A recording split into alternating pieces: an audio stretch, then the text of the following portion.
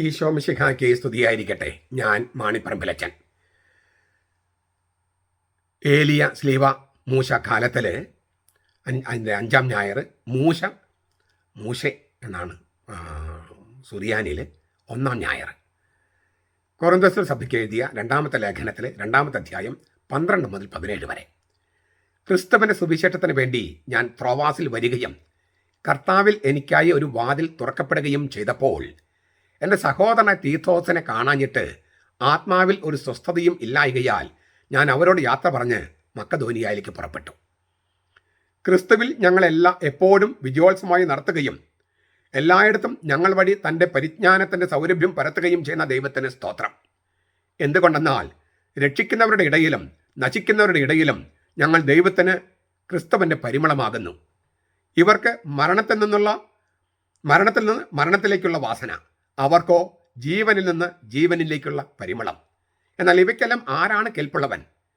ദൈവവചനത്തിൽ മായം ചേർക്കുന്ന അനേകരെ പോലെ അല്ല ഞങ്ങൾ. നിർമ്മലതയോടെ ദൈവത്തിൽ നിന്ന് ദൈവത്തിൻ്റെ സന്നിധിയിൽ ക്രിസ്തുവിൽ ഞങ്ങൾ സംസാരിക്കുന്നു. ഗംഭീരമായ ഒരു തിരുവചനമാണിത്. ഇത് മനസ്സിലാക്കണമെങ്കിൽ തുടക്കത്തിൽ വചനം മനസ്സിലാക്കാൻ ഇച്ചിരി പ്രയാസമുണ്ട്. അപ്പം ഞാനൊരല്പം പശ്ചാത്തലം പറയാം. ഗലാത്യ ലേഖനം 2:10 കാണാം. ഈ ജെറുസലം സൂനോദസിൻ്റെ തീരുമാനങ്ങളാണ് പൗലോസ് എഴുതിയിരിക്കുന്നത് അതിനകത്ത് 2-ാമത്തെ അധ്യായത്തിൽ. അപ്പോൾ അവിടെ എടുത്ത പല തീരുമാനങ്ങളും ഒന്നായിരുന്നു ദരിദ്രരെ ഓർക്കണം. ദരിദ്രരെ ഓർക്കണം എന്ന് പറഞ്ഞാൽ നമ്മൾ സുഭിക്ഷമായ ഭക്ഷണം കഴിക്കുമ്പോൾ കർത്താവെ ദരിദ്രരെ ഓർക്കണേ എന്ന് പറഞ്ഞ് പ്രാർത്ഥിക്കുന്നതല്ല, മറിച്ച് ദാരിദ്ര്യം നിർമ്മാർജ്ജനം ചെയ്യാനുള്ള സമഗ്രമായ പദ്ധതികൾ ആവിഷ്കരിച്ച് നടപ്പാക്കുക എന്നുള്ളതാണ്. അങ്ങനെ ഒരു പദ്ധതി പൗലോസ് ആവിഷ്കരിച്ച് നടപ്പാക്കി. ഗലാത്യ സഭയിൽ നിന്ന് പണം പിരിച്ചു. കൊറിന്തോസിലും പണം പിരിക്കാനായിട്ട് ആവശ്യപ്പെട്ടു. പക്ഷെ കൊറിന്തോസിൽ അതൊരു പ്രശ്നമുണ്ടാക്കി. കാരണം പൗലോസ് സുവിശേഷം പ്രഘോഷിക്കാനായിട്ട് വേറൊരു രീതി സ്വീകരിച്ചിരുന്നു. ഏത് സ്ഥലത്ത് ചെന്നാലും അദ്ദേഹം ഒരു കടയിടും, ഒരു ഷോപ്പ്. എന്താണ്? കൂടാരം പണിത് തരാൻ ഇല്ലേ, ഒരു കാർപ്പൻട്രി ഷോപ്പ് പോലെ ഒരു കൂടാരപ്പണി ചെയ്യുന്ന പണിയായിരുന്നു ഈ പൗലോസിൻ്റേത്. അപ്പോൾ കൂടാരം കെട്ടിക്കൊടുക്കാൻ, അന്ന് കൂടാരങ്ങൾ പലരും താമസിച്ചിരുന്നു, കൂടാരം കെട്ടിക്കൊടുക്കുന്ന ഒരു ഷോപ്പ്.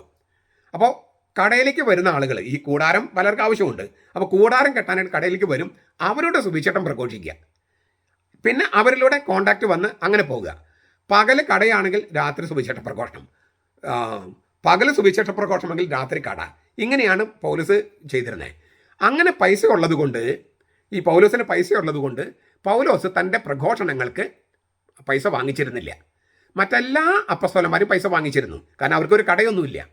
മാത്രമല്ല കർത്താവ് പറഞ്ഞിട്ടുണ്ട് സുവിശേഷം പ്രഘോഷിക്കുന്നവർ അതുകൊണ്ട് തന്നെ ജീവിക്കണമെന്ന് പറഞ്ഞിട്ടുണ്ട്. അപ്പോൾ അത് ന്യായമാണ്. പൗലോസിന് പൈസ വേറെ ആവശ്യമില്ലാത്തത് കൊണ്ട് പൗലോസ് പൈസ വാങ്ങിക്കാറില്ല.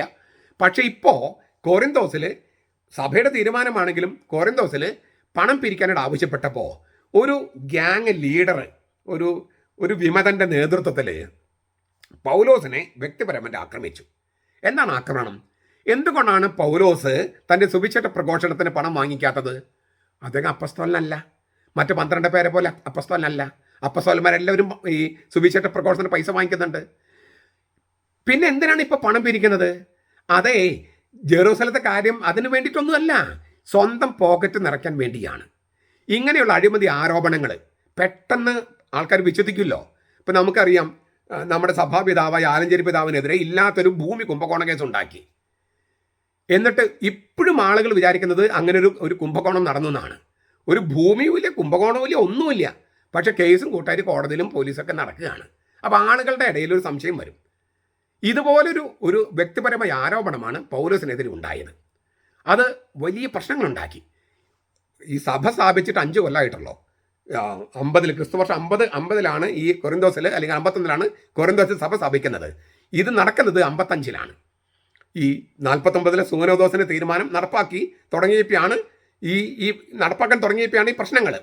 അന്ന് ജെറൂസലമിൽ ഒരു ക്ഷാമം വന്നു. അവിടുത്തെ മാതൃസഭയിലെ ആളുകൾ പട്ടിണി കിടക്കുകയാണ്. അങ്ങനെയാണ് ഈ പൈസ പിരിക്കാനായിട്ട് തീരുമാനിച്ചത്. പക്ഷേ പൗലോസിൻ്റെ സ്വന്തം കീശ വീർപ്പിക്കാനാണ് പണം എന്ന് പറഞ്ഞ് ഇങ്ങനൊരു പ്രശ്നം ഉണ്ടായിക്കഴിഞ്ഞപ്പോൾ അന്ന് പൗലോസ് എഫേസൂസിലാണ്. പൗലോസ് ഒരു ലേഖനം എഴുതിയിട്ട് തിമോഥെയോസിൻ്റെ കയ്യിൽ കൊടുത്തുവിട്ടു. എഫേസൂസിലെ മെത്രാനായിരുന്നു തിമോഥെയോസിൻ്റെ കയ്യിൽ കൊടുത്തുവിട്ടു കൊറിന്തോസിലേക്ക്. പക്ഷേ ആ ലേഖനം വായിച്ചിട്ടൊന്നും കൊറിന്തോസിലെ ആളുകൾ സമ്മതിച്ചില്ല. പൗലോസ് നേരിട്ട് കടന്ന് വരണം, നേരിട്ട് എഫേസസിൽ നിന്നും ഏജിയൻ കടൽ കടന്ന് കൊറിന്തോസിലേക്ക് എത്തി. പക്ഷെ പൗലോസിനെ അവർ നേരപ്പങ്ങ് തല്ലുക എന്ന് പറഞ്ഞാൽ രൂക്ഷമായിട്ട് തല്ലി അർദ്ധനഗ്നനാക്കി സിനഗോഗിൻ്റെ മുമ്പിലുള്ള ആ സ്ഥലം വഴിയിൽ വെച്ചിട്ടങ്ങ് പിടിച്ച് വലിച്ച് ആ സിനഗോഗിൻ്റെ ഒരു കഷ്ണം ഇപ്പോഴും ആഥൻസിൽ മ്യൂസിയത്തിൽ ഇരിപ്പുണ്ട്. ആ സിനഗോഗിൻ്റെ ഒരു കഷ്ണം, ആ കല്ല്, ആ സിനഗോഗിന് മുമ്പിൽ വെച്ചിട്ട് പൗലോസിനെ അർദ്ധനഗ്നനാക്കി വലിച്ചടച്ച് ചവിട്ടിക്കൂട്ടി. നമ്മുടെ തോട്ടുപുറച്ചനൊക്കെ ചെയ്തില്ലേ, അത് അതിനേക്കാളും വളരെ രൂക്ഷമായിട്ട്. പിന്നീട് പൗലോസ് പറയുന്നുണ്ട്, it was A painful visit. അതായത് ആ സഭയുടെ തലവനാന്ന് ഓർക്കണേ. നമ്മുടെ സഭാതലവന് ചെയ്തതുപോലെ പൗലോസ് കൊരിന്ത്യർ സഭയുടെ തലവനാണ്, സ്ഥാപകനാണ്. ആ പൗലോസിനകത്ത് നിരപ്പ് തല്ലി. പൗലോസ് തിരിച്ചു പോയി. ആ മിഷൻ വിജയിക്കാതെ, വിശദീകരിക്കാൻ വേണ്ടി പോയതാണ്, പക്ഷെ വിജയിച്ചില്ല. തിരിച്ച് എഫെസസിലെത്തിയ പൗലോസ് തീത്തോസിൻ്റെ കയ്യിൽ ഒരു കത്ത് കൊടുത്തു വിട്ടു. കത്തെന്ന് പറയുന്നത് കണ്ണീരിലും രക്തത്തിലും ചാലിച്ച കത്തെന്ന് അതിനെ പറയാം. അങ്ങനെയുള്ള ആ കത്ത് കൊടുത്തു വിട്ടു. എന്നിട്ട് പൗലോസ് പറഞ്ഞു, നീ കടൽ കടന്ന് എഫെസസിലേക്ക് വരണ്ട, മുകളിൽ വടക്ക് വശത്ത് ത്രോവാസ് എന്ന് പറഞ്ഞ സ്ഥലത്ത് ഞാൻ ഉണ്ടാകും. അപ്പോൾ അതുകൊണ്ട് നീ അവിടേക്ക് വന്നാൽ മതി, ഈ പ്രശ്നം പരിഹരിച്ച്. ഇത്രയും ഓർത്തു കഴിഞ്ഞിട്ട് ഇപ്പം ഇനി നമുക്ക് ആ വാചകം ഒന്ന് വായിച്ചു വയ്ക്കാൻ. ക്രിസ്തുവിൻ്റെ സുവിശേഷത്തിന് വേണ്ടി ഞാൻ ത്രോവാസിൽ വരികയും, ത്രോവാസ് പറഞ്ഞ വടക്ക് വശത്താണ്, ഈ കോരിന്തോസിനൊക്കെ മുകളിൽ, കർത്താവിൽ എനിക്കൊരു വാതിൽ തുറക്കപ്പെടുകയും ചെയ്തപ്പോൾ എൻ്റെ സഹോദരനായ തീത്തോസിനെ കാണാഞ്ഞിട്ട്, തീത്തോസിനെ കോരിന്തോസിൽ പറഞ്ഞു വിട്ടിരിക്കുക ഈ കണ്ണീരിലും രക്തത്തിലും ചാലിച്ച് കത്തുമായിട്ട്. ആ പ്രശ്നങ്ങൾ പരിഹരിച്ചോ? സഭയിൽ എന്താണ് സംഭവിക്കുന്നത്? ഈ ആകാംക്ഷയും ഉത്കണ്ഠയും എല്ലാം കൂടി ത്രോവാസിൽ വരാമെന്ന് പറഞ്ഞിട്ട് തീത്തോസ് അവിടെ എത്തിയിട്ടില്ല. അപ്പോൾ പൗലോസ് ഇങ്ങനെ കീഴ്പോട്ട് നടക്കാൻ തുടങ്ങി. അങ്ങനെ, അതായത് ഈ കോരിന്തോസ് സഭയ്ക്ക് എന്ത് സംഭവിക്കുന്ന പേടി, അല്ലെങ്കിൽ അതിൻ്റെ ഉത്കണ്ഠ. അങ്ങനെ മക്കദോനിയയിലേക്ക് പുറപ്പെട്ടു. മക്കദോനിയയിൽ വെച്ചിട്ട് തീത്തോസിനെ കണ്ടുമുട്ടി. അപ്പോൾ ഇതാണ് ആ പശ്ചാത്തലം. അപ്പോൾ നമുക്ക് ഇത്രയും പശ്ചാത്തലത്തിൻ്റെ വെളിച്ചത്തിൽ നമുക്ക് ഈ തിരുവചനം വളരെ പ്രധാനപ്പെട്ട തിരുവചനമാണ്. ഒരുപാട് ദൈവശാസ്ത്രങ്ങളുള്ളതാണ്. അതുകൊണ്ട് ഇതെല്ലാം കേൾക്കണേ. വചനത്തിൻ്റെ ആഴത്തേക്ക് പോകാൻ ആഗ്രഹിക്കുന്നവരെല്ലാവരും കേൾക്കണേ. എന്തിനാണ് തീത്തോസിനെ കുറിച്ച് ഇവിടെ പരാമർശിക്കുന്നത്? പൗലോസ് വിഷയത്തിൽ വ്യതിചലിച്ചുവോ? ഇല്ല. തന്നെ കാത്തിരുന്ന വിജയസാധ്യതയുള്ള ഒരു ദൗത്യം വേണ്ടെന്ന് വെച്ചിട്ടാണ് തീത്തോസ് കൊരിന്തോസിലേക്ക് പോയത്. അക്കാര്യത്തെക്കുറിച്ച് ഈ ലേഖനത്തിൽ 7-ാമത്തെ അധ്യായം 6-7 പറയുന്നുണ്ട്. അതായത് കൊരിന്തോസ് സഭയിലെ പ്രശ്നം പരിഹരിക്കാനായിട്ട് പൗലോസ് ആവശ്യപ്പെട്ടതനുസരിച്ചാണ് തീത്തോസ് പോയത്. എന്താണ് ഇതിൽ നിന്ന് കൊരിന്ത്യർ എന്താണ് ഗ്രഹിക്കേണ്ടത്? പൗലോസിന് കൊരിന്തോസിലെ സഭയോടുള്ള സ്നേഹം അത്രയധികമാണ് എന്ന് തന്നെ. പൗലോസ് എന്തിനാണ് ഇത്രമാത്രം അത് നശിക്കട്ടെന്ന് തന്നെ തല്ലി കൊല്ലാൻ നോക്കിയവരാണ്. അത് നശിച്ചു പോട്ടെന്ന് വിചാരിക്കാമായിരുന്നില്ലേ? അത് ചെയ്യില്ല, പൗലോസ് അത് ചെയ്യില്ല. അപ്പോൾ പൗലോസിന് എന്തുമാത്രം സ്നേഹമുണ്ട് കൊരിന്തോസുകാരോട് എന്ന് കാണിക്കാൻ വേണ്ടി, അല്ലെങ്കിൽ അത് പ്രകടിപ്പിക്കാൻ വേണ്ടിയാണ് തീത്തോസിനെ കുറിച്ച് ഇവിടെ സൂചിപ്പിക്കുന്നത്. ത്രോവാസ് എന്ന് പറഞ്ഞാൽ ആധുനിക തുർക്കിയിൽ ഏഷ്യൻ കടൽ തീരത്തുള്ള ഒരു തുറമുഖ നഗരമാണ്. നടപടി പുസ്തകം, സ്ലീഹന്മാർ നടപടി പുസ്തകത്തിൽ 16:8-10 20:5-6 ഇത് സൂചിപ്പിച്ചിട്ടുണ്ട്. എഫേസസിൽ നിന്ന് ഏകദേശം 300 കിലോമീറ്റർ വടക്ക് പടിഞ്ഞാറ് 300 കിലോമീറ്റർ. അപ്പോൾ കോരിന്തോസിൽ നിന്നും ത്രോവാസിലേക്ക് കരമാർഗം പോകാം. എഫേസസിലേക്ക് കരമാർഗം ഇങ്ങനെ വളഞ്ഞു പോകേണ്ടി വരും, കടൽ മാർഗം പോകാനാണ് എളുപ്പം. അപ്പോൾ ഈ കടൽ മാർഗം പോകുന്നതിന് പകരം 300 കിലോമീറ്റർ ഈ എഫേസസിൽ നിന്ന് പൗലോസ് 300 കിലോമീറ്റർ യാത്ര ത്രോവാസിൽ, കോരിന്തോസിൽ നിന്ന് ത്രോവാസിലേക്ക് വരിക തീത്തോസ്, ഇതൊക്കെയായിരുന്നു പദ്ധതി. പക്ഷേ ത്രോവാസിൽ തീത്തോസ് സമയം കൂടുതലെടുത്തു ഈ കൊരിന്തോസിലെ പ്രശ്നം പരിഹരിക്കാൻ. അതാണ് തീത്തോസ് വരാൻ വൈകിയത്. അപ്പോൾ തീത്തോസിനെ കാണാൻ വേണ്ടി താഴോട്ട് ഞാൻ ഇറങ്ങി എന്നുള്ളതാണ്. അപ്പോൾ എന്നിട്ട് പൗലോസ് പറയാണ്, എനിക്കൊരു വാതിൽ തുറക്കപ്പെട്ടു.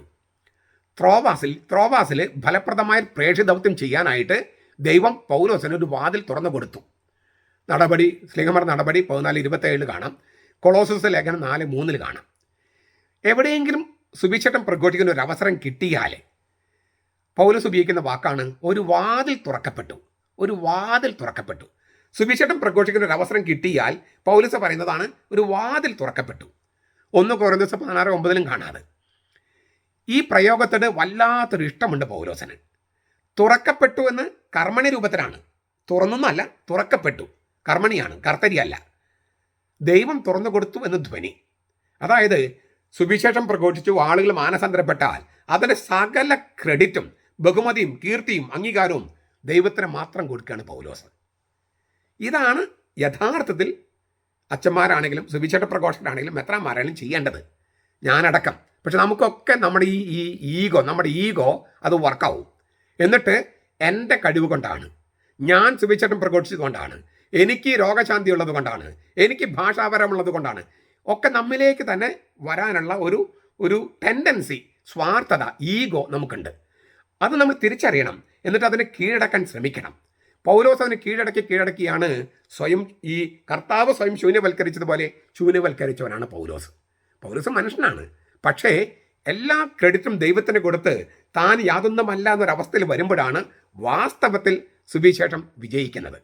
ഇത് ഞാൻ പറയുന്നത് ഞാനടക്കം എന്നിലൊരു വലിയ അഹങ്കാരമുണ്ടാകാം, ഇല്ലേ? ഒരുപാട് അഹങ്കാരം എന്നിലുണ്ടാകാം, ഒരുപാട് ഈഗോ എന്നിലുണ്ടാകാം. അത് ഞാൻ തിരിച്ചറിയുകയും അത് ഇല്ലാതാക്കാൻ, അത് ശൂന്യമാക്കിയിട്ട് ദൈവത്തെ കൊണ്ട് നിറയ്ക്കാൻ, വചനം കൊണ്ട് നിറയ്ക്കാൻ, ദൈവത്തിന് എല്ലാ ക്രെഡിറ്റും കൊടുക്കാൻ ഞാൻ ബോധപൂർവ്വം ശ്രമിച്ചുകൊണ്ടിരിക്കണം. നിങ്ങളും തീത്തോസിനെ കാണായികയാൽ എന്ന് പറഞ്ഞ് നമ്മൾ പറഞ്ഞു. പൗലോസിന് ഏറ്റവും വിശ്വസ്തരായ കൂട്ടുകാരിൽ ഒരാളാണ് തീത്തോസ്. ക്രേത്തയിലെ മെത്രാനായിട്ട് അദ്ദേഹത്തെയാണ് പൗലോസ് പിന്നീട് അഭിഷേകം ചെയ്യുന്നത്. ഞാൻ പറഞ്ഞല്ലോ, കണ്ണീരിലും ഹൃദയവ്യഥയിലും പൗലോസ് എഴുതിയ കത്ത് കൊരിന്തോസിലേക്ക് കൊണ്ടുപോയത് തീത്തോസാണ്. ഈ 2 കൊരിന്തോസ് 2:4 അത് പറയുന്നുണ്ട്.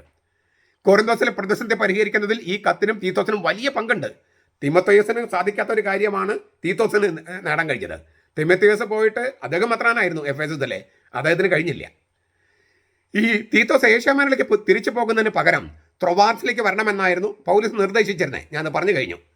ത്രോവാസിലത്തെ പൗലോസ് തീത്തോസിനെ കാണാകിയാൽ വലിയ ഉത്കണ്ഠയോടെ മക്കദോനിയയിലേക്ക് ഇങ്ങനെ വടക്ക് നിന്നും തെക്കോട്ട് യാത്ര ചെയ്തു. മക്കദോനിയയിലൂടെയാണ് തീത്തോസ് ത്രോവാസിലേക്ക് വരികയെന്ന് പൗലോസിന് അറിയാം. ഏതായാലും പൗലോസ് മക്കദോനിയയിൽ എത്തിയപ്പോൾ സ്ലീഹന്മാർ നടപടി 16:11 തീത്തോസ് അവിടെ എത്തുകയും കൊരിന്തോസിലെ പ്രശ്നം പരിഹരിച്ചെന്ന് സന്തോഷ വാർത്ത അറിയിക്കുകയും ചെയ്തു. 2 കൊരിന്തോസ് 7:5-16 അത് കാണാം. ആ കണ്ണീരിൽ ചാലിച്ചെഴുതിയ ആ കത്ത് വായിച്ചു കേട്ടും തീത്തോസിന്റെ വിശദീകരണം കേട്ടും കൊരിന്ത്യരിൽ മിക്കവരും പശ്ചാത്തപിച്ചു. പൗലോസിന് പൂർണ്ണ പിന്തുണ കൊടുക്കുകയും ചെയ്തു. അപ്പോഴും കുറച്ച് പേര് പശ്ചാത്തപിച്ചില്ല. അവർ പൗലോസിനെതിരെ തിരിഞ്ഞുകൊണ്ടിരുന്നു. ഈ പശ്ചാത്തലത്തിൽ പൗലോസ് അപ്പം ഇങ്ങനെ ഒരു പശ്ചാത്തലം ഉണ്ടായല്ലോ, തൻ്റെ ശ്ലൈഹിക ദൗത്യത്തെക്കുറിച്ച് സംസാരിക്കേണ്ടത് ഇവിടെയാണെന്ന് അദ്ദേഹത്തിന് തോന്നുകയാണ്. അതായത് തീത്തോസിനെ കണ്ടെത്തി അത് ആ കാര്യം പറഞ്ഞിട്ട് എന്താണ് തൻ്റെ ശ്ലൈഹിക ദൗത്യം കൊണ്ട് സംഭവിക്കുന്നത് എന്ന് പറയണമെന്ന് അദ്ദേഹം തോന്നുകയാണ്. അതാണ് ഇവിടെ അവതരിപ്പിക്കുന്നത്. ഈ കൊരിന്തോസിലേക്ക് നുഴഞ്ഞു കയറിയ കപട അപ്പസ്തലന്മാരുണ്ടായിരുന്നു. പൗലോസിന് തങ്ങളോട് താരതമ്യം ചെയ്തിട്ട് പൗലോസിൻ്റെ ബലഹീനതകൾ എണ്ണി പറയുകയാണ് ഈ കപട അപ്പസ്തലന്മാർ ചെയ്തത്. ഇപ്പം നമുക്കറിയാലോ, നമ്മുടെ എറണാകുളം വിമത വൈദികരെ മെത്രാന്മാർക്കെതിരെയും സഭയുടെ കൂടെ നിൽക്കുന്നവർക്കെതിരെയും ഇങ്ങനെ എന്താ പറയുക, അവർ ദൗർബല്യങ്ങൾ ഇങ്ങനെ പറഞ്ഞ് എഴുതി വിടുകയാണ്. ഇതുപോലെ പൗലോസിനെതിരെ കപട അപ്പസ്തലന്മാർ അവരുടെ ദൗർബല്യങ്ങൾ പറഞ്ഞിങ്ങനെ എഴുതിക്കൊണ്ടിരുന്നു. അപ്പോൾ ശ്ലൈഹിക ശുശ്രൂഷയെക്കുറിച്ചുള്ള തൻ്റെ വിചിന്തനങ്ങൾ ഇവിടെ പങ്കുവെക്കണം എന്ന് പൗലോസ് തീരുമാനിക്കുകയാണ്. അതായത് കപട അപ്പസ്തലന്മാർ, തൻ്റെ എതിരാളികൾ, തന്നെ അടിച്ചവർ, തല്ലിയവർ, അവർക്കെല്ലാം തൻ്റെ ശ്ലൈഹിക ശുശ്രൂഷയെക്കുറിച്ചുള്ള തൻ്റെ കാഴ്ചപ്പാട് അവതരിപ്പിക്കണമെന്ന് പൗലോസ് വിചാരിച്ച് അത് അവതരിപ്പിക്കുകയാണ്. ഈ അത്യുന്നതമായ സഭാത്മക ശുശ്രൂഷയും ദൗത്യവുമാണ് അപ്പസ്തലന്മാരുടേത്. പക്ഷെ എന്നാലും താൻ ചെന്നുപെട്ടിക്കുന്ന പ്രതിസന്ധിയുടെ ആഴം വളരെ വലുതാണെന്ന് പൗലോസിന് അറിയുകയും ചെയ്യാം. അപ്പോഴാണ് എങ്കിൽ ഈ സഭാത്മക ശുശ്രൂഷയും ദൗത്യവും ആ കർത്താവ് ഏൽപ്പിച്ച അപ്പസ്തലന്മാരുടെ ദൗത്യം അതെന്താണെന്ന് അവതരിപ്പിക്കാം. അത് അവതരിപ്പിച്ചിരിക്കുകയാണ് ഈ 2 കൊരിന്തോസ് 2:14 വാക്യം മുതൽ 16 വാക്യം വരെ. അതാണ്. അപ്പോൾ ഇത്ര നേരം ഞാൻ പറഞ്ഞത് പശ്ചാത്തലമാണ്. ഈ കുന്തിരുക്കത്തിൻ്റെ സുഗന്ധം പോലെ സുവിശേഷം ലോകം മുഴുവൻ തൻ്റെ ശുശ്രൂഷയിലൂടെ പരക്കുന്നതിൽ പൗലോസ് ആനന്ദം കൊള്ളുകയാണ്. സുവിശേഷത്തിൽ നിന്ന് നിത്യജീവന്റെ സൗരഭ്യം രക്ഷയുടെ വഴിയിലുള്ള വിശ്വാസികളിലേക്ക് നിർഗളിക്കുന്നുവെന്നാണ് പൗലോസ് പറയുന്നത്. ആത്മീയ നാശത്തിലേക്ക് കുതിക്കുന്നവർക്ക് ഇതിൽ നിന്ന് വമിക്കുന്നത് മരണത്തിൻ്റെ ഗന്ധമാണ്.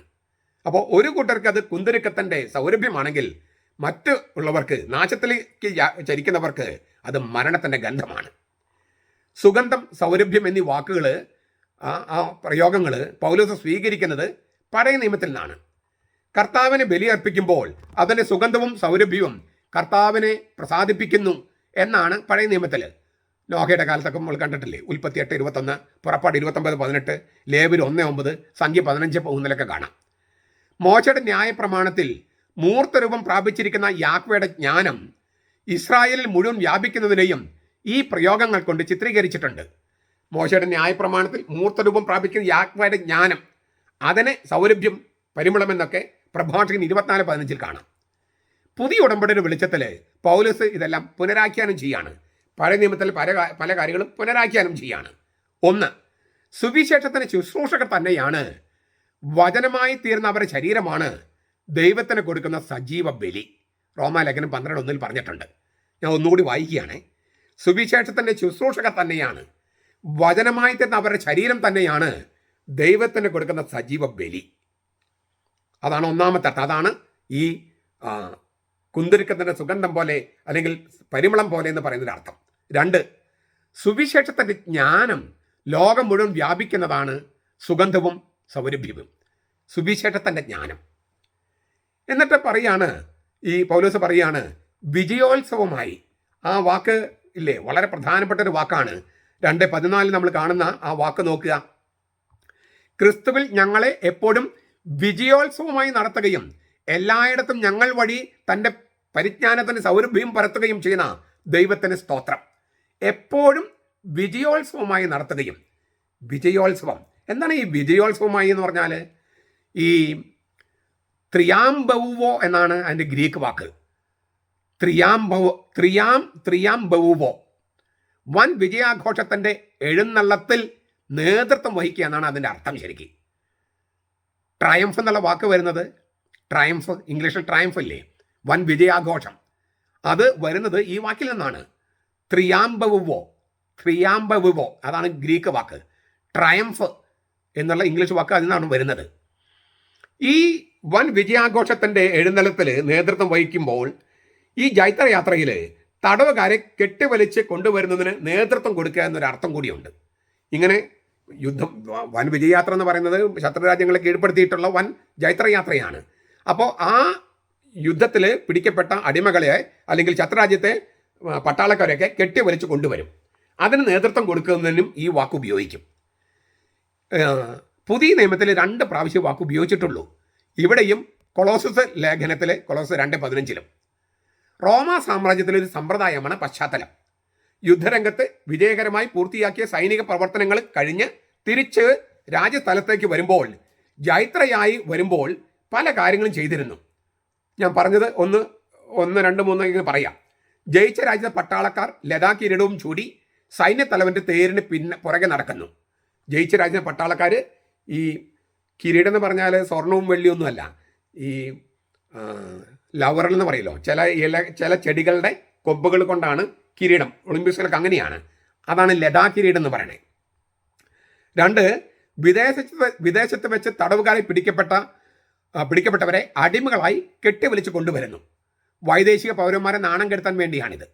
3, യുദ്ധത്തിൽ പിടിച്ചെടുത്ത വിലയേറിയ സാധനങ്ങൾ പരേഡിൽ പ്രദർശിപ്പിക്കും. ഇപ്പം നമ്മൾ റിപ്പബ്ലിക് പരേഡിലൊക്കെ നമ്മുടെ വിലയേറിയ സംഗതികൾ പ്രദർശിപ്പിക്കുന്ന പോലെ. ജൈത്രയാത്ര സമാപനത്തിൽ അവരിൽ ചില അടിമകളെ കൊല്ലുകയും ചെയ്യും. റോമാ സാമ്രാജ്യം ആരാധിച്ചിരുന്ന ജൂപ്പിറ്റർ ദേവനെ ആരാധിക്കാൻ വേണ്ടി അല്ലെങ്കിൽ ആദരിക്കാൻ വേണ്ടിയാണ് ഇങ്ങനെയുള്ള ഈ ബലിയും ഘോഷയാത്രയൊക്കെ. യുദ്ധത്തിൻ്റെ ദേവനാണ് ജൂപ്പിറ്റർ. അപ്പോൾ തങ്ങൾക്ക് വിജയം സമ്മാനിച്ചതിന് നന്ദി സൂചകമായിട്ടാണ് ചില അടിമകളെ കൊന്ന് നരബലി ജൂപ്പിറ്ററിന് കൊടുക്കുന്നത്. പട്ടാളത്തെ മുന്നിൽ നിന്ന് നയിച്ച സൈന്യത്തലവനെയും ആദരിക്കും. റോമാ സാമ്രാജ്യത്തിൽ ഉപയോഗിച്ചിരുന്ന ഈ പ്രയോഗം പൗലോസ് ഉപയോഗിക്കുന്നതിന് കാരണങ്ങൾ 3 അപ്പം ഞാൻ പറഞ്ഞല്ലോ, ഈ വിജയോത്സവം എന്ന വാക്കാണ് പൗലോസ് ഉപയോഗിച്ചിരിക്കുന്നത്. പക്ഷേ റോമാ സാമ്രാജ്യത്തിൽ ഉപയോഗിച്ച അർത്ഥത്തിലല്ലല്ലോ പൗലോസ് ഉപയോഗിച്ചിരിക്കുന്നത്. പൗലോസ് ഉപയോഗിക്കാൻ 3 കാരണങ്ങളുണ്ട്. 1, ക്രിസ്തുവിൻ്റെ ധീര പടയാളികളായ സ്ലീഹന്മാരെ ജൈത്രയാത്ര മുമ്പിൽ എഴുന്നള്ളിക്കുന്നു. ക്രിസ്തുവിൻ്റെ ധീര പടയാളികളായ സ്ലീഹന്മാരെ ജൈത്രയാത്ര മുമ്പിൽ എഴുന്നള്ളിക്കുന്നു. പാപത്തിൻ്റെയും തിന്മയുടെയും മേലുള്ള ക്രിസ്തുവിൻ്റെ യുദ്ധത്തിൽ പങ്കെടുത്ത പടയാളികളാണ് സ്ലീഹന്മാർ. നിങ്ങൾക്ക് മനസ്സിലായോ? വിശ്വാസം ഒരു പോരാട്ടമാണ്, യുദ്ധമാണ്. ഞാൻ 1000 വട്ടം പറഞ്ഞിട്ടുണ്ട്. ഇപ്പോഴും ആൾക്കാർ വിചാരിക്കുന്നത് വിശ്വാസം എന്ന് പറഞ്ഞാൽ ദൈവം ഉണ്ടെന്ന് വിശ്വസിക്കുന്നതാണ്, അല്ലെങ്കിൽ ദൈവം രോഗശാന്തി നൽകുമെന്ന് വിശ്വസിക്കുന്ന അല്ല. പടയാളികളായിട്ടാണ് നമ്മളെ ദൈവം സുവിശേഷം ഏൽപ്പിക്കുന്നത്. പാപത്തിൻ്റെയും തിന്മയുടെയും മേലുള്ള ക്രിസ്തുവിൻ്റെ യുദ്ധത്തിൽ പങ്കെടുക്കുന്ന പടയാളികളാണ് ക്രിസ്തുവിൻ്റെ ശിഷ്യന്മാർ. ക്രിസ്തുവിൻ്റെ ശിഷ്യന്മാരെന്ന് വിളിക്കണേ. ശിഷ്യന്മാർ ആശാന്റെ കൂടെ യുദ്ധത്തിന് പോകുന്നവരാണ് ശിഷ്യന്മാർ. അപ്പോൾ ധീര പടയാളികളാണ് സ്ലീഹന്മാർ, ക്രിസ്തുവിൻ്റെ ശിഷ്യന്മാർ. അവർക്കാണ് ജൈത്രയാത്ര മുമ്പിൽ നടക്കാൻ പറ്റുക. ഇപ്പം നമ്മൾ ശിഷ്യന്മാരും അല്ല, ജൈത്രയാത്രയും ഇല്ല, പോരാട്ടവും ഇല്ല. ഒരു കുർബാന കാണുക, വീട്ടിൽ പോകുക, കുർബാന കാണുക, ഇറച്ചി വാങ്ങി വീട്ടിൽ പോകുക. സ്ലീഹന്മാരെ എഴുന്നള്ളിപ്പിന് വേറെ ധ്വനി ഉണ്ടാകാം. ക്രിസ്തുവിന്റെ അടിമകൾ എന്ന നിലയിൽ അവർ അവിശ്വസിക്കുന്ന ലോകത്തിന്റെ തെരുവുകളിൽ നിന്ദിക്കപ്പെടുകയും കൊല്ലപ്പെടുകയും ചെയ്യപ്പെട്ടേക്കാം. അപ്പോൾ സ്ലീഹന്മാരെ എഴുന്നള്ളിക്കുന്നത് വേറെ തരത്തിലും ആകാം. ധീര പടയാളികൾ പോലെയാകാം, അടിമകൾ പോലെയാകാം. അവിശ്വാസികളുടെ മുമ്പിൽ ലോകത്തിന്റെ തെരുവുകളിൽ നിന്ദിക്കപ്പെടുകയും കൊല്ലപ്പെടുകയും ചെയ്യാം. നാം ക്രിസ്തുവിന്റെ അടിമകളാണ്. നാം ക്രിസ്തുവിന്റെ പടയാളികളായിരിക്കുന്ന പോലെ തന്നെ അടിമകളുമാണ്. 3, ക്രിസ്തു എന്ന രാജാവിന്റെ ജൈത്രയാത്രയാണ് പൗലോസിന്റെ മനസ്സിൽ. ക്രിസ്തുവിന്റെ എഴുന്നള്ളത്തിൽ യുദ്ധത്തിൽ പിടിക്കപ്പെടുന്ന തടവുകാരെ പോലെ പൈശാചിക ശക്തികൾ നിരായുധരാക്കപ്പെടുകയും നാണം കെടുത്തപ്പെടുകയും ചെയ്യും. ഇതാണ് കൊളോസ്യ ലേഖനം 2:15 പറഞ്ഞിരിക്കുന്നത്. ക്രിസ്തു എന്ന രാജാവിന്റെ ജൈത്രയാത്രയാണ്. ലോകത്തിന് രക്ഷ കൊണ്ടുവന്ന ക്രിസ്തുവിനോട് സംയോജിക്കപ്പെട്ട സ്ലീഹന്മാരിലൂടെ ലോകത്തുടനീളം ദൈവം തൻ്റെ ശക്തി പ്രകടമാക്കിക്കൊണ്ടിരിക്കുന്നു. ക്രിസ്തുവിനോട് സംയോജിപ്പിക്കപ്പെട്ടവരാണ് സ്ലീഹന്മാരും ക്രിസ്ത്യാനികളും എന്ന സത്യം പൗലോസിന്റെ മുഖ്യ പ്രമേയങ്ങളിൽ ഒന്നാണ്. കൊളോസ് 1:24. ഈ സംയോജനം കൗദാശികമായി നടക്കുന്നത് മാമോദീസായിലും കുർബാനയിലുമാണ്. റോമാലേഖനം 11 അത് പറയുന്നുണ്ട്. അപ്പോൾ നമ്മൾ ക്രിസ്തുവിനോട് സംയോജിപ്പിക്കപ്പെട്ടവരാണ്. അപ്പോൾ പരിജ്ഞാനത്തിൻ്റെ നറുമണം നമ്മൾ പ്രസരിപ്പിക്കും. പരിജ്ഞാനത്തിൻ്റെ നറുമണം നല്ല ഗംഭീരമായ വാക്കാണത്. ഗ്രീക്കിൽ ഹേ ഒസ്മേ ഠേസ് ഗ്നോസേയോസ് എന്നാണ്. ഹേ ഒസ്മേ ഠേസ് ഗ്നോസേയോസ്. ഓസ്മേ എന്നതിന് വാസന, സുഗന്ധം, നറുമണം എന്നെല്ലാം അർത്ഥം. പഴയ നിയമത്തിൽ ബലികളുമായി ബന്ധപ്പെട്ട ഒരു പ്രയോഗമാണ് നമ്മൾ പറഞ്ഞു കഴിഞ്ഞു. ഉൽപ്പത്തി 8:21 കാണാം. ഗ്നോസിസ് എന്നതിന് പരിജ്ഞാനം എന്നാണ് അർത്ഥം. ഗ്നോസിസ് ദൈവത്തിൻ്റെ പരിജ്ഞാനമാണ് ക്രിസ്തു. 1 കൊരിന്തോസ് 1:24. ക്രിസ്തുവിൻ്റെ ശുശ്രൂഷകർ ആ പരിജ്ഞാനം പ്രഘോഷിക്കുക മാത്രമല്ല ചെയ്യുന്നത്, പ്രത്യുത അവരിലൂടെ ക്രിസ്തുവിൻ്റെ പരിജ്ഞാനം ആകർഷിക്കപ്പെടുകയും അനുഭവപ്പെടുകയും ചെയ്യുന്നു. അപ്പം നറുമണം, പരിജ്ഞാനത്തിന് നറുമണമുണ്ടെന്നാണ് പൗലോസ് പറയണേ. ഈ ക്രിസ്തുവാണ് ദൈവത്തിൻ്റെ ജ്ഞാനം. പക്ഷേ അത് അവിടെ നിൽക്കുകയല്ല. ക്രിസ്തുവിനെ സംയോജിപ്പിക്കപ്പെട്ട ശുശ്രൂഷകർ, ക്രിസ്ത്യാനികൾ ഈ ക്രിസ്തുവിൻ്റെ പരിജ്ഞാനത്തെ പ്രഘോഷിക്കുക മാത്രമല്ല, ഇവരിലൂടെ ക്രിസ്തുവിൻ്റെ പരിജ്ഞാനം ആകർഷിക്കപ്പെടുകയും അനുഭവപ്പെടുകയും ചെയ്യുന്നു. ഈ ഗ്രേക്കോ റോമൻ ലോകത്താണല്ലോ പൗലോസ് എഴുതുന്നത്. അപ്പോൾ മറ്റൊരു സൂചനയുണ്ട്. ഏതെങ്കിലും ഒരു റോമൻ സൈന്യത്തലവൻ കുതിരകൾ വലിക്കുന്ന രഥത്തിൽ ജൈത്രയാത്ര നടത്തുമ്പോൾ ലതാകിരീടം ചൂടിയ പട്ടാളക്കാരുടെ മുമ്പിലായി കുന്തുരുക്കം ഇങ്ങനെ പുകയുന്ന ഒരു ധൂപക്കുറ്റിയുമായി ഒരാൾ മുമ്പിൽ പോകും. അന്തരീക്ഷമാകെ കുന്തുരുക്കത്തിൻ്റെ നറുമണം പരക്കുമ്പോൾ പട്ടാള മേധാവി സ്തുതിച്ചുകൊണ്ടുള്ള മുദ്രാവാക്യങ്ങൾ സ്റ്റേഡിയം ആകെ നിറയും. നമ്മൾ കുർബാനയ്ക്ക് കുന്തുരുക്കവുമായിട്ടില്ലേ കർത്താവിന് ഓശാന പാടുന്ന രീതിയിലാണ് ഈ കുന്തുരുക്കം പോയിക്കുന്നത്. പള്ളിയിൽ മുഴുവൻ അങ്ങനെയല്ലേ. സീറോ മലബാർ രീതി അനുസരിച്ചും സീറോ മലങ്കര രീതി അനുസരിച്ചും മുഖ്യ കവാടം വരെ കുന്തുരുക്കം പോയിക്കും ഇല്ലേ. കർത്താവിന് ജൈത്രയാത്രയായിട്ടാണ് ഈ കുർബാനയെ പോലും കാണുന്നത്. ഒരു പോരാട്ടത്തിൻ്റെ വിജയം കൂടിയായിട്ടാണ്, പിശാചിനെതിരെയുള്ള പോരാട്ടം. അപ്പോൾ ഈ ഒരാളിങ്ങനെ ഈ കുന്തുരുക്കം പുകയുന്ന ആ ധൂപക്കുറ്റിയുമായിട്ട് ഇങ്ങനെ മുമ്പേ പോകും. ഇവിടെ നമ്മൾ ക്രിസ്തുവിൻ്റെ വിജയോത്സവത്തെക്കുറിച്ചാണ് പറയുന്നത് പറഞ്ഞല്ലോ. അവൻ്റെ സുവിശേഷത്തെക്കുറിച്ചുള്ള പരിജ്ഞാനത്തിൻ്റെ വാസനയാണ് ലോകമാകെ വ്യാപിക്കുന്നത്. അത് കൗദാശികമായിട്ട് നമ്മൾ കുന്തുരുക്കം പോയിക്കുന്നു. സുവിശേഷത്തിൻ്റെ പരിജ്ഞാനമാണ്. ദേവാലയത്തിൽ കുന്തുരുക്കം പോയിക്കുന്നുള്ള കാരണങ്ങളിലൊന്ന് ഇതാണ്. മറ്റൊരു കാരണം സ്ലീഹന്മാർ ഈ വെളിപാട് പുസ്തകത്തിൽ പറഞ്ഞിട്ടുണ്ട്. 8-ാമത്തെ അധ്യായം 1 മുതൽ 4 വരെ വിശുദ്ധരുടെ പ്രാർത്ഥനകൾ. അപ്പോൾ ഒരേ ആചാരത്തിന് തന്നെ പല ദൈവശാസ്ത്രങ്ങളുണ്ട്.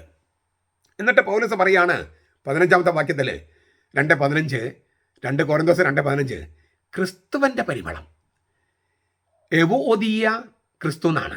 എവുഒദിയ ക്രിസ്തു. ദൈവത്തിന് സ്വീകാര്യമായ ബലിയുടെ സുഗന്ധത്തെയാണ് എവുഒദിയ എന്ന് പറയുന്നത്. സുവിശേഷം പ്രഘോഷിക്കുന്നവർ തങ്ങളുടെ പ്രവൃത്തികളാൽ ദൈവത്തിന് സ്വീകാര്യമായി പരിമളം പരത്തുന്നു എന്നാണ് പൗലോസ് പറയണേ. കാരണം അവരിലൂടെ ക്രിസ്തുവിൻ്റെ പ്രവൃത്തിയാണ് ലോകത്ത് തുടരുന്നത്. നമ്മൾ പറഞ്ഞു കഴിഞ്ഞല്ലോ, റോമാൻ ചക്രവർത്തിമാരോ പട്ടാള മേധാവികളോ ജൈത്രയാത്ര നടത്തുമ്പോൾ കീഴടക്കപ്പെട്ട രാജ്യത്തിലെ അടിമകളെ ചങ്ങല കൊണ്ട് ബന്ധിച്ച് വലിച്ചിഴക്കുമായിരുന്നു. അവർക്ക് മുമ്പിലായി ചക്രവർത്തിയുടെ പട്ടാളക്കാർ വിജയകിരീടം, ലതാകിരീടം ധരിച്ച് മുന്നോട്ട് നീങ്ങുന്നു. അവിടെ മുമ്പിലായി പരിമളം പരത്തുന്ന ധൂപമായി ഒരാൾ പോകുന്നു. ഈ ചിത്രം പൗലോസിന് മുമ്പിലുണ്ട്. ധൂപത്തിൽ നിന്നുള്ള മണം പരിമളമായി അനുഭവപ്പെടുന്നത് വിജയിച്ച ജനത്തിനാണ്. തോറ്റുപോയവർക്ക് അത് മരണത്തിൻ്റെ ഗന്ധമാണ്. ഇതുപോലെ ക്രിസ്തുവിൽ വിശ്വസിക്കുന്നവർക്ക് സുവിശേഷത്തിൻ്റെത് പ്രസാദാത്മകമായ പരിമളമാണ്. നിത്യനാശത്തിലേക്ക് കുതിക്കുന്നവർക്ക് അത് മരണത്തിൻ്റെ ഗന്ധമാണ്. അത് ഈ തിരുവചന പാഠത്ത് അതാണ് പൗലോസ് പറയണേ. മരണത്തിൽ നിന്ന് മരണത്തിലേക്കുള്ള ഗന്ധം, ചീത്തയിൽ നിന്ന് ഏറ്റവും ചീത്തയിലേക്കുള്ള പ്രയാണം, സ്വഭാവ ദൃഢതയില്ലാത്ത ജീവിതത്തിൽ നിന്ന് ആത്യന്തിക നാശത്തിലേക്കുള്ള സഞ്ചാരം, അവരുടെ അസ്തിത്വം തന്നെ മരണത്തിന് തുല്യമായി തീരുന്നതാണ്. അതേസമയം സുവിശേഷത്തിൽ വിശ്വസിക്കുന്നവർക്കോ ജീവനിൽ നിന്ന് ജീവനിലേക്കുള്ള പരിമളമാണ്. നല്ലതിൽ നിന്ന് ഏറ്റവും നല്ലതിലേക്കുള്ള യാത്ര, ആധികാരികമായ അസ്തിത്വത്തിൽ നിന്ന് നിത്യ സൗഭാഗ്യത്തിലേക്കുള്ള യാത്ര. ഈ സുവിശേഷ പ്രഘോഷത്തിന് 2 ഫലങ്ങളുണ്ടെന്നാണ് പൗലോസ് പറയുന്നതിന് ചുരുക്കം. അതായത് അത് നിരസിക്കുന്നവർ നാശത്തിൻ്റെ വഴിയിലൂടെ സഞ്ചരിക്കുന്നു, സ്വീകരിക്കുന്നവർ രക്ഷയുടെ വഴിയിലൂടെ സഞ്ചരിക്കുന്നു. കർത്താവിനെ കുറിച്ച് ശിമയോൻ പറഞ്ഞില്ലേ, ഇവൻ അനേകരുടെ വീഴ്ചയ്ക്കും അനേകരുടെ ഉയർച്ചയ്ക്കും കാരണമായിട്ട് വെച്ചിരിക്കുകയാണ് ദൈവം. അപ്പോൾ എല്ലാവരും രക്ഷ പ്രാപിക്കുമെന്ന് കർത്താവ് പറഞ്ഞിട്ടില്ല. അവനിൽ വിശ്വസിക്കാത്ത രക്ഷ പ്രാപിക്കാൻ കഴിയില്ല. മരണത്തിൽ നിന്ന് ഉത്ഥാനത്തിലേക്ക് പ്രവേശിച്ച ഒരേ ഒരാളേ ഉള്ളൂ ലോക ചരിത്രത്തിൽ. അതുകൊണ്ട് മരണത്തിനപ്പുറത്തൊരു ജീവിതം ഉണ്ടെങ്കിൽ അത് ഇവനോട് ബന്ധപ്പെട്ടേ കിട്ടൂ. അതുകൊണ്ട് എല്ലാ മതങ്ങളും ഒന്നാണെന്ന് പറഞ്ഞ് നടന്നാൽ ശരിയാകില്ല.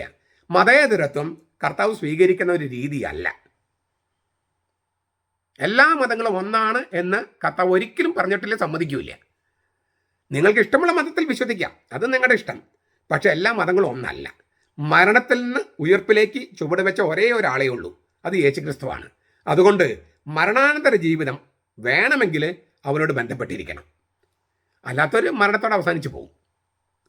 എന്നിട്ട് പൗലോസ് ചോദിക്കുക, ആരാണ് കെൽപ്പുള്ളവൻ? പൗലോസാണ് കെൽപ്പുള്ളവൻ. ദൈവത്താൽ നിയമിക്കപ്പെട്ടു എന്ന സത്യത്തിൻ്റെ അടിസ്ഥാനത്തിലാണ് പൗലോസ് കെൽപ്പുള്ളവനായിരിക്കുന്നത് എന്ന് മാത്രം. എന്നിട്ട് പറയുകയാണ് പൗലോസ് അവസാനിപ്പിക്കുക, മായം ചേർക്കുന്ന ഈ വ്യാജന്മാരുണ്ട്, കൊറിന്തോസിലേക്ക് നുഴഞ്ഞു കയറിയ അവരെ വ്യാജ അപ്പസ്തലന്മാർ എന്നാണ് പൗലോസ് വിളിക്കണേ.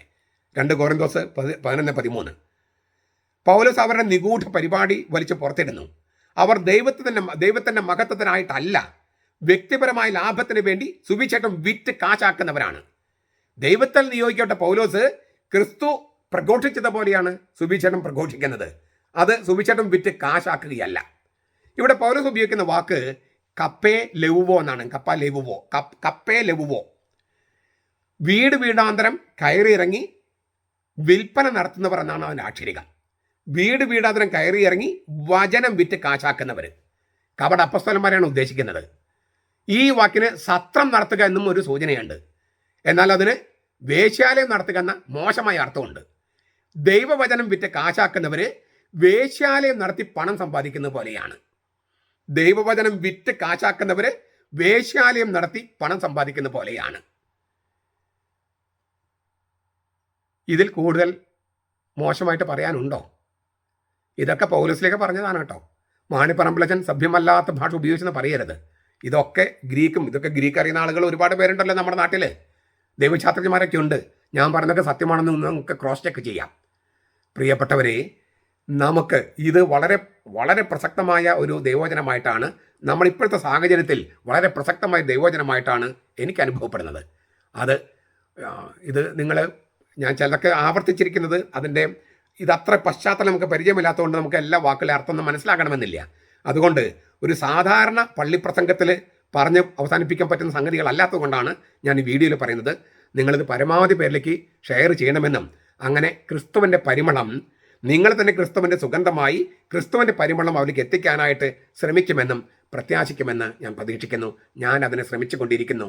എൻ്റെ അഹങ്കാരം ഇല്ലാതാക്കി കർത്താവിൻ്റെ സുവിശേഷം കർത്താവ് തന്നെ അവർക്ക് എത്തട്ടെ എന്ന് നിങ്ങൾ എനിക്ക് വേണ്ടി പ്രാർത്ഥിക്കുകയും ചെയ്യണം.